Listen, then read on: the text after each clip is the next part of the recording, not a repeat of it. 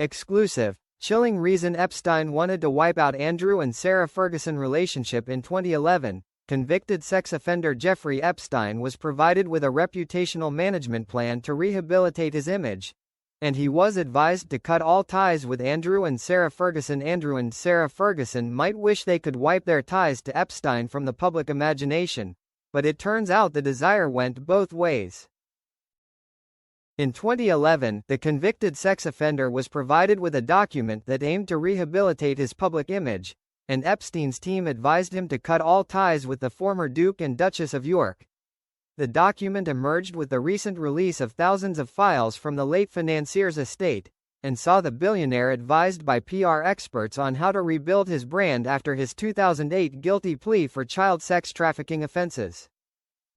The advisors from Osborne Partners LLP told Epstein he needed to bring renewed focus to his philanthropic work, and clean up the search results on Google under his name, as well as cutting the disastrous ties to Andrew and Fergie.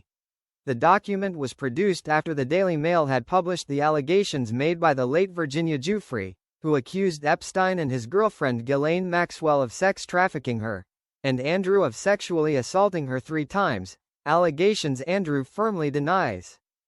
Since it is an unambiguous objective of the Daily Mail and Mail on Sunday to take down Prince Andrew, the document says, "It is disastrous for you to be seen in any way to facilitate his lifestyle, or to help with his well-documented issues.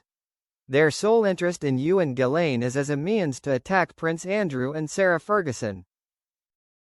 You need to studiously avoid any involvement whatsoever with the couple, which will lessen the interest and we can establish a constructive relationship on your behalf with them. In the fullness of time, it will be possible to run a positive piece about your philanthropy." The document also advised that over a period of a year and a half, an attempt to clean up search results about the sex offender should take place, the advisors saying this should initially take place slowly before it intensifies over time, so that it should not appear to be calculated. However, PR expert Maya Riaz told the Mirror that this plan to try and alter search results to influence public opinion, and rehab Epstein's image, was fundamentally flawed and unlikely ever to be successful. Discussing the reputational management document, the expert explained, "What stood out immediately is how heavily it leans on a classic crisis containment tactic such as controlling the narrative through search dominance. In theory, this approach can be effective, but only when the core issue is reputational noise, not reputational harm. Once someone has a criminal conviction, especially for such serious offenses, attempting to counterbalance it by pushing out positive or neutral content becomes almost impossible. Search engines prioritize authoritative, high-interest coverage, and in cases like Epstein's, the public and media appetite for that information will always outweigh any strategically seeded content. So even with significant resources, the plan was fundamentally flawed. You cannot out-optimize a fact of that magnitude.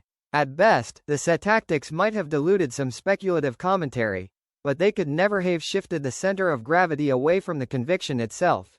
In regard to the advice Epstein received to cut public ties with Sarah and Andrew, Maya said, "The advice to distance himself from Andrew and Sarah Ferguson is also very telling.